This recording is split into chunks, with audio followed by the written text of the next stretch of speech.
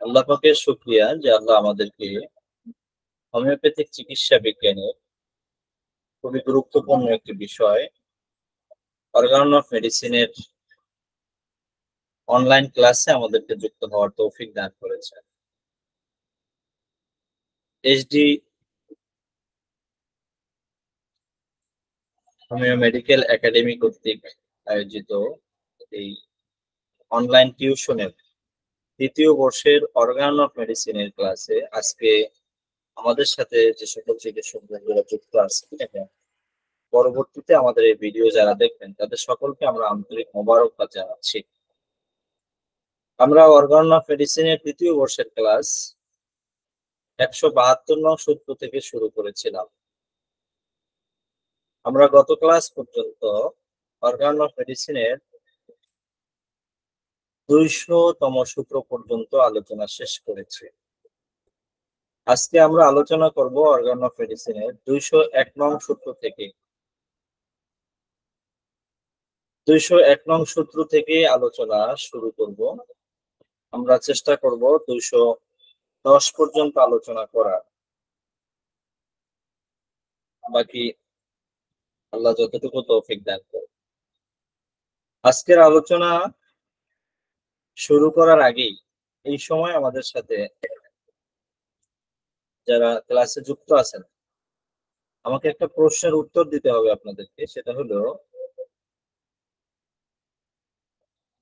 আমরা অনেক সময় রোগীদেরকে কথা বলি যে আপনি কেন এত দেরি করে আসলেন, রোগটা যখন আপনার দেখা দিয়েছিল তখন সাথে সাথে কেন আসলেন না। এই কথাটা আমরা বলি। কেন বলি?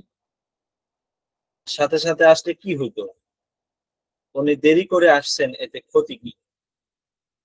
আমার প্রশ্ন হলো, রোগীকে যে বলি আপনার যখন রোগটা দেখা দিয়েছিল তখনই সাথে সাথে আমাদের কাছে কেন আসলেন না, কেন দেরি করে আসলেন, বা ভিন্ন প্যাথির বা অনেক সময় নষ্ট করে কেন আসলেন। আমার প্রশ্ন হলো, সাথে সাথে আসলে কি হতো, আর উনি যে দেরি করে আসলেন এতে ক্ষতি কি হয়েছে? স্যার, এখানে হচ্ছে যে সাথে সাথে যদি আসতো তাহলে রুগীর কষ্টটা কম ভোগ করতে হতো, তার সময়টা নষ্ট হতো না, তার মানে শারীরিক যে কষ্টটা সেটা থেকে মুক্তি পেত, এমনকি তার পয়সা থেকেও বাঁচতো। কেমন? সেটা তার অচির রোগ ছিল, সেটা যখন অনেক দিন ধরে সে ভুগতে থাকে তখন দেখা যায় তার শরীরে অর্গানগুলো নষ্ট হয়ে যাচ্ছে, আবার দেখা যাচ্ছে সে কষ্টও ভোগ করছে, আবার যখন সে ট্রিটমেন্ট করতে যাচ্ছে তখন তাকে দীর্ঘমেয়াদী ট্রিটমেন্ট করতে হচ্ছে। আবার দ্বিতীয়ত কি হবে, সে অনেক কিছু ভুলে যাবে। কারণ যখন আমরা একটা রোগে সারা জীবন ভুগতে থাকি বা অনেক দিন ধরে ভুগতে থাকি তখন দেখা যায় আমরা ইউজ টু হয়ে যাই, মনে হয় না এটা আমার শরীরে হবে বা এটা স্বাভাবিক। তখন সে তার প্রথমে যা হয়েছিল সেগুলো ভুলে যায় এবং সে তার কষ্টটাকে বর্ণনা করতে পারে না। তখন দেখা যায় যে তার রোগগুলো বাড়তে থাকে এবং তার কষ্টগুলো বাড়তে থাকে এবং সেটা প্রকট আকার ধারণ করে। যেমন আমাদের ইম্পর্টেন্ট শরীরে অর্গান, কিডনি, যকৃৎ, এগুলো যদি নষ্ট হয়ে যায় সেগুলো আমরা মেডিসিন দিয়ে তো পুরোপুরি আর ঠিক করতে পারবো না বা সে আগের অবস্থায় ফিরে আসবে না। এই জন্য আমরা নর্মালি বলে থাকি যে প্রথমে আসলেন না কেন। ধন্যবাদ স্যার। চমৎকার, চমৎকার, অনেক সুন্দর বলেছেন। তবে আহ, কিছুটা কথা আইডিয়া থেকে বলেছেন, আপনার নিজস্ব চিন্তা ভাবনা বা আইডিয়া করে কথাটা বলেছেন, আর কিছুটা সঠিক বলেছেন, আর কিছুটা আহ আপনার জানাই নেই যে কোথায় বলা আছে। তারপর আপনি অনেক চমৎকার বলেছেন এবং আপনাকে ধন্যবাদ উত্তরটা দেওয়ার জন্য। আমরা যদি অর্গান অফ মেডিসিনের 201 নং সূত্রে দিকে তাকাই, তাহলে আমরা আজকের এই প্রশ্নের উত্তরটা চমৎকার ভাবে দেখতে পাই। অর্গান অফ মেডিসিনের 201 নম্বর সূত্রে কি বলা আছে, সেখানে যে আলোচনা আছে তার শিরোনাম হলো জীবনী শক্তির কর্মকৌশল।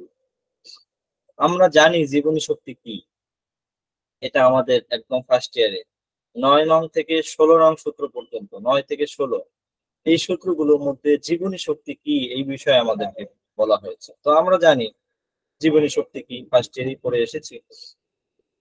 তাহলে জীবনী শক্তির স্বাভাবিক একটা দায়িত্ব হলো সে তার যে মানুষটা টোটাল মানুষটাকে সে ভালো রাখার চেষ্টা করে। তো 201 নাম্বার সূত্রে এই বিষয়টাকে স্পষ্ট করেছেন যে জীবনী শক্তির কর্মকৌশল। যখন রোগ শক্তি আক্রমণ করে, রোগ শক্তি জীবনী শক্তিকে আক্রমণ করতে চায়, আক্রমণ করে ফেলে, তখন আমরা জানি রোগ কি। তো রোগ শক্তি দ্বারা জীবনী শক্তির পরাভূত অবস্থা, এটাই রোগ। রোগ শক্তি কর্তৃক আক্রান্ত অবস্থা, জীবনী শক্তি রোগ শক্তি কর্তৃক আক্রান্ত অবস্থাটাই হলো রোগ। জীবনী শক্তির বিশৃঙ্খলা, এটাই রোগ। তো রোগ শক্তি যখন জীবনী শক্তিকে আক্রমণ করে, রোগ শক্তি যখন জীবনী শক্তিকে আক্রমণ করে, তখন কি হয়? তখন জীবনী শক্তি দুর্বল হয়ে পড়ে। এই জীবনী শক্তি দুর্বল অবস্থা যখন থাকে, তখন সে চেষ্টা করে, প্রথম দিকে চেষ্টা করে নিজে নিজেই রোগকে প্রতিহত করার। প্রতিহত করতে যখন পারে না, তখন সে দুর্বল হয়ে পড়ে। তখন সে দেহের বাহিরে এমন কিছু লক্ষণ তৈরি করে, যে লক্ষণগুলোর সাহায্যে সে ঔষধ শক্তির সাহায্য কামনা করে। রোগ শক্তি যখন আক্রমণ করে, তখন এমন কিছু লক্ষণ তৈরি করে, যে লক্ষণগুলো ঔষধ শক্তির সাহায্য কামনা করে। ঔষধ শক্তি যদি সঠিক সময়ে রোগীকে না দেওয়া হয়, তখন এই রোগ শক্তি আক্রমণের করার পর যদি তাকে সঠিক সময়ে সঠিক ঔষধটি না দেওয়া হয়, সঠিক চিকিৎসা না করা হয়, তখন এই রোগ শক্তি তার বিস্তার আরো দ্রুত ফলায়। তখন যতটা সময় নষ্ট হয়, অত রোগী হুমকির ভিতরে পড়ে যায়। ইন্টারনাল অর্গান গুলো সোজা সাপটা ভাবে বললে 101 নাম্বার সূত্রের যে বিষয়টা, সেটা হলো রোগ শক্তি আক্রমণ করার পর এই জীবনী শক্তি চেষ্টা করে এই রোগ শক্তির দ্বারা দেহের ইন্টারনাল অর্গান গুলো যাতে ক্ষতিগ্রস্ত না হয়, অভ্যন্তরীণ অবস্থাকে ভালো রাখার জন্য সে এই রোগ শক্তিকে বাহিরের কোনো অপেক্ষাকৃত কম প্রয়োজনীয় বা অপেক্ষাকৃত একটু দুর্বল অঙ্গের দিকে রোগটাকে ঠেলে নিয়ে যায়। সে এই অপেক্ষাকৃত কম প্রয়োজনীয় অঙ্গের দিকে রোগটাকে ঠেলে নিয়ে গিয়ে অভ্যন্তরীণ অঙ্গগুলোকে সেভ করার চেষ্টা করে। তাহলে আমরা জানলাম যে বাহিরের কোনো বাহ্যিক লক্ষণকে কম গুরুত্ব দিয়ে, যদি সেটাকে আমরা গত ক্লাসে এটা পড়েছিলাম, যদি বাহ্যিক কোনো কি বলে ওটাকে, বাহ্যিক কোনো লক্ষণকে যদি আমি মলম বা অন্য কিছু দিয়ে দাবাইয়া দেই, তখন কি হবে? তখন সেটা অনেক ক্ষতির কারণ হবে, যেটা আমরা গত ক্লাসে বলেছিলাম। তাহলে এই 201 নাম্বার সূত্রে যে বিষয়টা, সেটা হলো যদি আমি বাহিরের যেই অপেক্ষাকৃত কম প্রয়োজনীয় অঙ্গের এই লক্ষণটাকে গুরুত্ব কম দিয়ে যদি আমি উপযুক্ত সময়ে সঠিক চিকিৎসাটা না দিতে পারি, তখন কি হবে? জীবনী শক্তি এই রোগ শক্তির সাথে যুদ্ধ করে বেশি সময় সে টিকে থাকতে পারবে না। আস্তে আস্তে অভ্যন্তরীণ অঙ্গগুলো দুর্বল হবে এবং তার রোগটা ক্রমান্বয়ে আরো জটিল থেকে জটিল হবে। সাথে সাথে বাহ্যিক যে লক্ষণটা অপেক্ষাকৃত কম গুরুত্বপূর্ণ অঙ্গে দেখা দিয়েছিল, সেই লক্ষণটাও আস্তে আস্তে বৃদ্ধি পেতে থাকবে। বাহিরের অপেক্ষাকৃত কম গুরুত্বপূর্ণ অঙ্গের যে লক্ষণটা যদি বৃদ্ধি হতে থাকে, তাহলে বুঝতে হবে অভ্যন্তরীণ রোগজ অবস্থাটা খুব ভয়াবহ মাত্রায় বৃদ্ধি পাচ্ছে।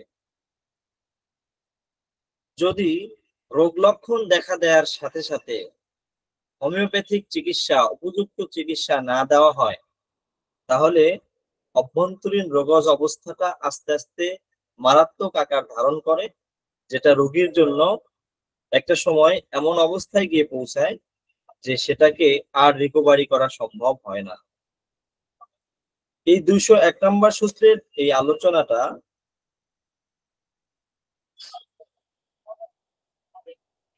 একটু ব্যক্তিগতভাবে অর্গান অফ মেডিসিন থেকে দেখে নেবেন। 201 নম্বর সূত্রটা আমরা যদি বুঝতে না পারি, তাহলে রোগীদেরকে আমরা এই বিষয়টি বুঝিয়ে বলতে সক্ষম হব না।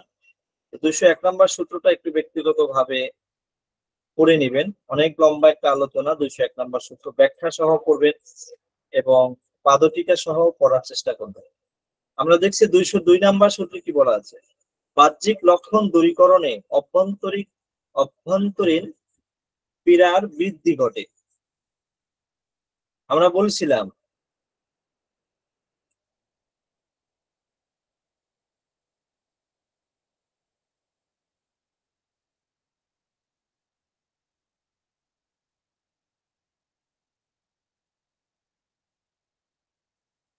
আচ্ছা আচ্ছা, এখানে একটা সাজেশন আসছিল।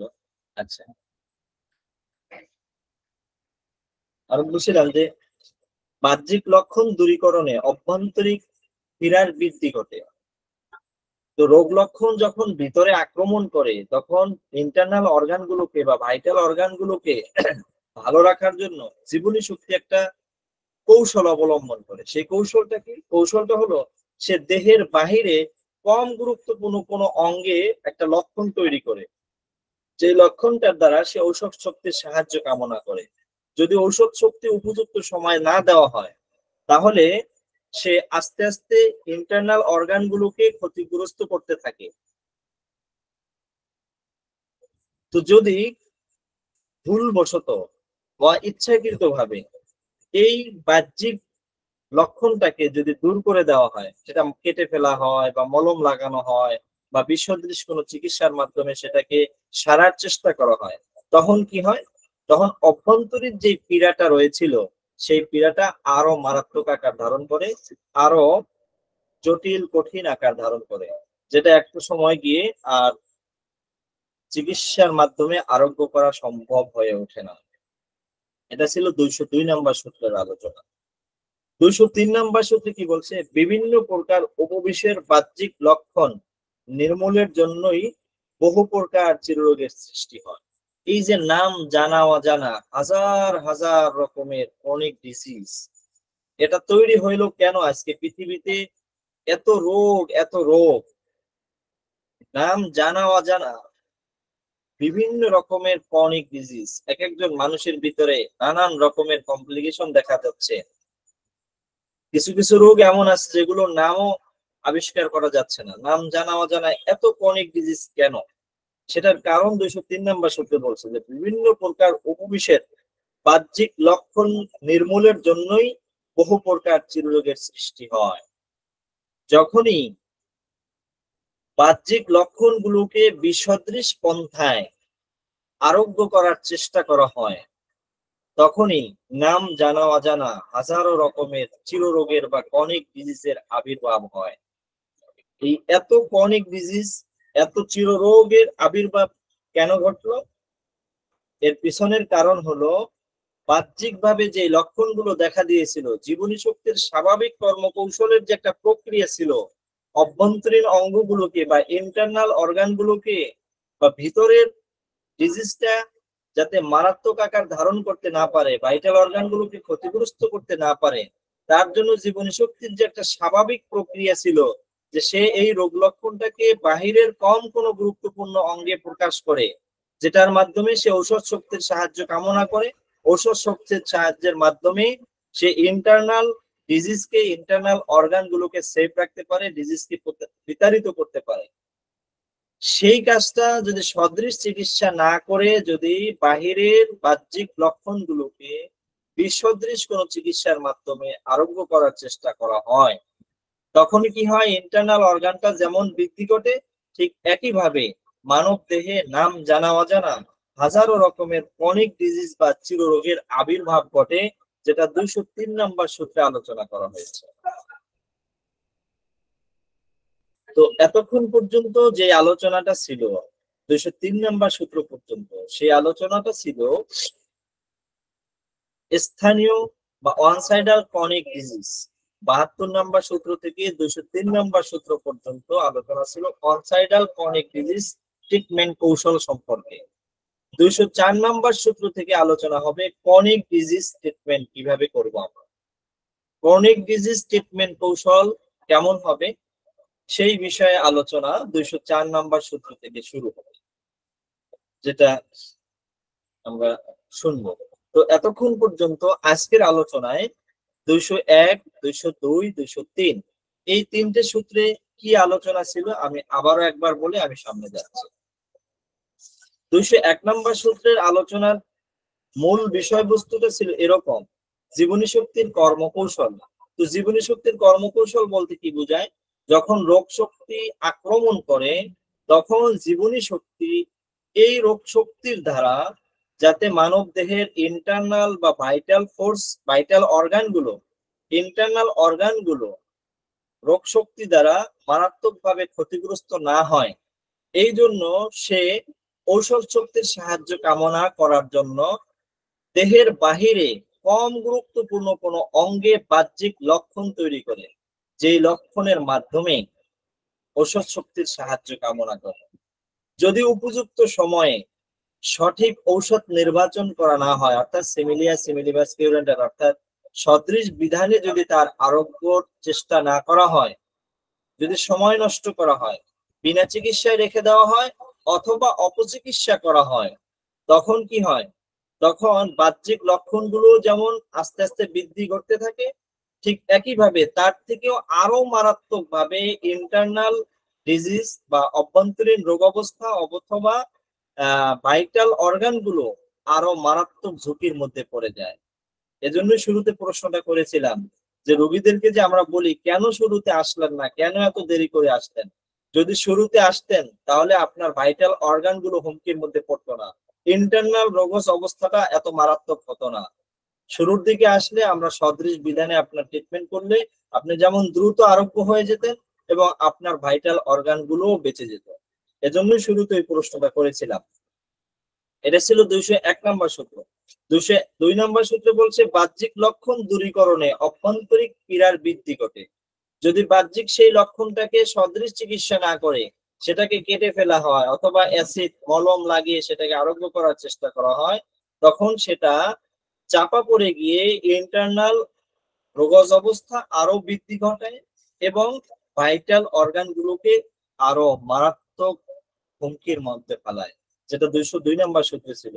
203 নম্বর সূত্রে ছিল এই যে বাহ্যিক লক্ষণগুলো যেগুলোকে বিসদৃশ ভাবে আরোগ্য করার চেষ্টা করা হয়, এ কারণেই আমাদের দেহে জানা অজানা হাজারো রকমের চিররোগ বা ক্রনিক ডিজিজের আবির্ভাব ঘটে। এটি ছিল 201, 202 এবং 203 এই কয়টি সূত্রের মূল সামারি ছিল। এগুলো ব্যাখ্যাগুলো পাদটিকা সহ পড়ে ব্যক্তিগতভাবে পড়লে আরো চমৎকার ভাবে বুঝতে পারবেন। আমি যতটুকু বলেছি তার থেকেও সুন্দর বুঝতে পারবেন। যাই হোক, 204 নম্বর সূত্র থেকে শুরু হবে ক্রনিক ডিজিজ ট্রিটমেন্ট কৌশল কেমন হবে সেই বিষয়ে। 204 নম্বর সূত্রে কি বলা আছে দেখি, উপবিষ সমূহের বাহ্যিক উচ্ছ্বাস ইহাদের অভ্যন্তরিক উচ্ছ্বাসকে বন্ধ রাখে। উপবিষ সমূহের বাহ্যিক উচ্ছ্বাস ইহাদের অভ্যন্তরিক উচ্ছ্বাসকে বন্ধ রাখে। অর্থাৎ এই যে ক্রনিক উপবিষ বলতে এখানে বলছে যে মায়াজমেটিক যেই ফেজগুলো, তিনটা বা চারটা আমরা যে মায়াজমেটিক ফেজ জানি, সোরিক, সেফিলিটিক, সাইকোটিক, টিউবারকুলার, সেই যে মায়াজমেটিক যে ফেজ সেটা বলছে উপবিষ সমূহের বাহ্যিক উচ্ছ্বাস, অর্থাৎ মায়াজমের যেই উচ্ছ্বাস, বাহ্যিক উচ্ছ্বাস ইহাদের অভ্যন্তরিক উচ্ছ্বাসকে বন্ধ রাখে। তার বাহিরে যে সমস্ত লক্ষণগুলো বাহিরে বাহ্যিক ভাবে প্রকাশ পায়, এই লক্ষণগুলো অভ্যন্তরীণ উচ্ছ্বাসকে বন্ধ রাখে। যতক্ষণ পর্যন্ত বাহ্যিকভাবে লক্ষণগুলো প্রতীয়মান থাকবে, দেখতে পাওয়া যাবে, ততক্ষণ পর্যন্ত অভ্যন্তরীণ রোগের উচ্ছ্বাসটা বন্ধ থাকবে বা থেমে থাকবে। এটা ছিল 204 নম্বর সূত্রের মূল বিষয়। ব্যাখ্যা আলোচনাগুলো একটু পড়ে নেবেন, তাহলে আরো চমৎকারভাবে বুঝতে পারবেন। 205 নম্বর সূত্র কি বলছে একটু দেখেন। হোমিওপ্যাথিক চিকিৎসকগণ কখনো উপবিষ সমূহের বাহ্যিক লক্ষণে বাহ্যিক ঔষধ প্রয়োগ করবেন না। অর্থাৎ আমাদের জন্য একটি উপদেশ হলো হ্যানিম্যান স্যারের, যে বাহ্যিক লক্ষণে কখনোই বাহ্যিক ঔষধ প্রয়োগ করা যাবে না। প্যাটেন, টনিক, মলম বা কি বলে অ্যাসিড, কোন রকমের পদার্থই বাহ্যিকভাবে প্রয়োগ করা যাবে না। এটা হ্যানিম্যান স্যার একটা উপদেশ দিয়েছেন আমার জন্য, যে হোমিওপ্যাথিক চিকিৎসকগণ কখনোই উপবিষ সমূহের বাহ্যিক লক্ষণে বাহ্যিক ঔষধ প্রয়োগ করবেন না। এটা আমাদের জন্য একটা উপদেশ হ্যানিম্যান স্যারের। 206 নম্বর সূত্রে বলছেন যে রতিস দোষযুক্ত পীড়ায় চিকিৎসকের কর্তব্য। এখানে একটি শব্দ উল্লেখ করছেন যে রতিস দোষযুক্ত পীড়ায় চিকিৎসকের কর্তব্য। রতিস রোগ কি? এটা একটি যৌনবাহিত রোগ। রতিস রোগ একটি যৌনবাহিত রোগ। একটু পড়ে শোনাই, তাহলে বুঝতে পারবেন। স্থানীয় রোগের চিকিৎসায় আরম্ভ করিবার পূর্বে রোগী কোন সময় কোন রতিস পীড়ায় বা যৌন পীড়ায়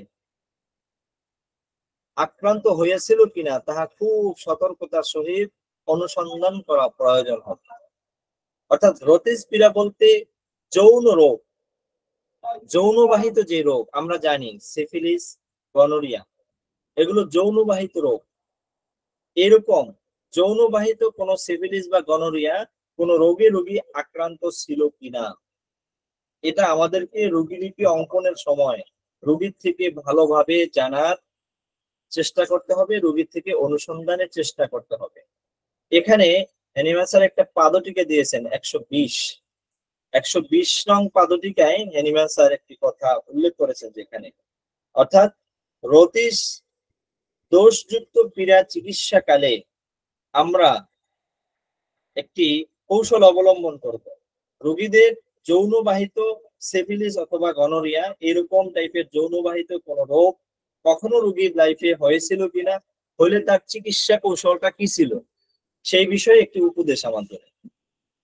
তো আমরা রতিস রোগ সম্পর্কে জানতে গিয়ে রোগীকে প্রশ্ন করলে যদি রোগী আমাদেরকে সেই সঠিক উত্তরটা না দিয়ে, যদি রোগী আমাদেরকে ভিন্ন দিকে নিয়ে যায়, যে আমার তো অনেক আগে থেকে ঠান্ডা কাশি ছিল, ঠান্ডা প্রায় লেগেই থাকে আমার, অনেক দিন আগে থেকে, সেই 15-20 বছর আগে থেকে আমার ঠান্ডা, সে তখন থেকে আমার ঠান্ডা লাগে, ঠান্ডা জ্বর কাশি।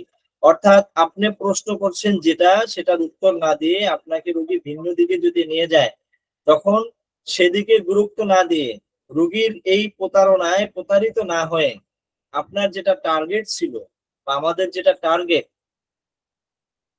রোগীর কখনো যৌনবাহিত কোনো রোগ ছিল কিনা, সিফিলিস, গনোরিয়া বা এই টাইপের কোনো যৌন রোগ তার কখনো হয়েছিল কিনা, হয়ে থাকলে তার চিকিৎসাটা কিভাবে হয়েছিল, সেই বিষয়ে আমাদেরকে সঠিকভাবে অনুসন্ধানের চেষ্টা চালিয়ে যেতে হবে, যেটা 206 নম্বর সূত্রে আমাদেরকে বলেছেন এবং পাদটিকায় এই একই বিষয়টি সতর্কতার সাথে আলোচনা করেছেন। 207 নম্বর সূত্রে বলছে রোগীর পূর্ববর্তী চিকিৎসা সম্বন্ধে জানিয়ে নিতে হবে।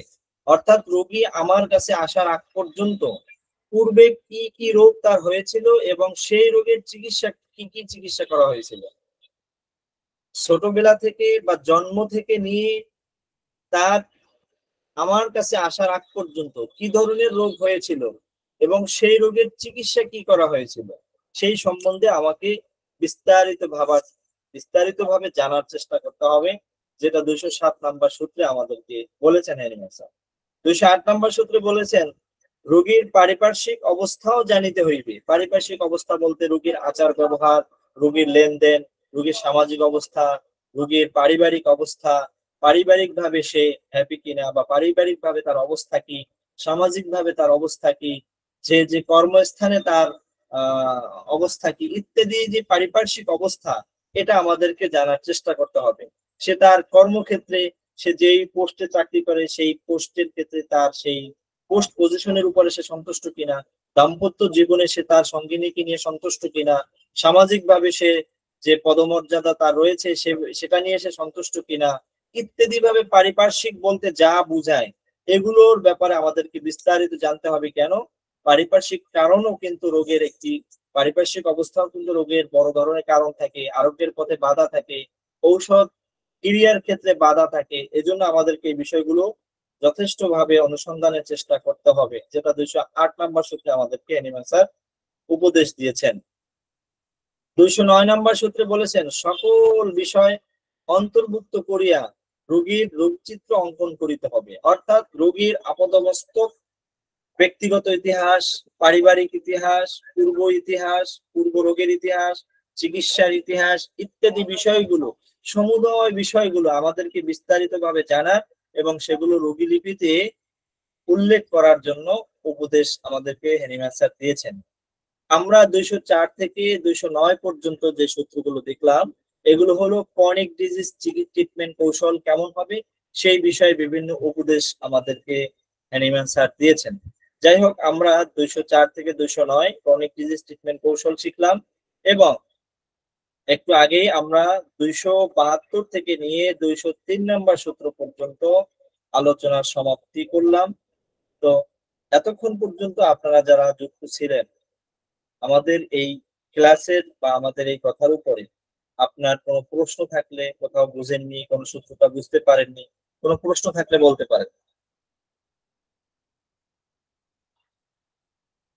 ইসমাত ইসমা ইসমাতারা খাতুন ম্যাম, কোনো প্রশ্ন আছে আপনার? স্যার আমার একটা প্রশ্ন ছিল। জি বলেন। স্যার আপনি বললেন যে একটা রোগীর হচ্ছে পারিপার্শ্বিক অবস্থাটা আমাকে জানতে হবে।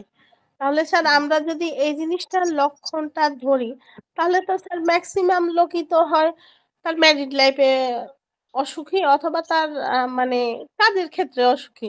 তাহলে আমরা এখানে কি রেমেডি ওর জন্য ব্যবহার করতে পারি বা ওর জন্য কি বলতে পারি যে রুগীটা মানে ভালোও হবে, আবার তার জন্য আমি একটা ওষুধও সিলেকশন করতে পারবো। আমি আসলে আপনার প্রশ্নটা বুঝিনি, আবার একটু বলেন। স্যার মানে আমরা প্রশ্ন করার ক্ষেত্রে যে একটা মানুষের শুনবো যে তার পারিপার্শ্বিক অবস্থার কারণে তার রোগগুলো বৃদ্ধি হয়েছে কিনা। তাহলে যদি আমি তার বুঝতে পারি স্যার যে তার পারিপার্শ্বিক অবস্থা মানে যে ক্ষেত্রে সে কাজ করছে সে স্যাটিসফাই না, সেক্ষেত্রে আমরা কি